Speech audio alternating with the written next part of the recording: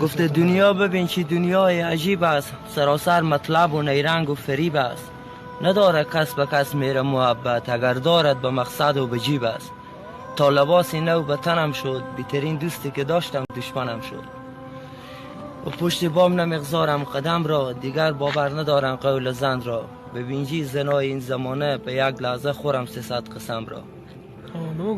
عاشقم دیوانه ام، سر به سرا میزنم، مگر ای دل تو دیوانه عاشقان از خود کجا داشتم خانه ای. بگه اسم تو چیه؟ اسمم داود.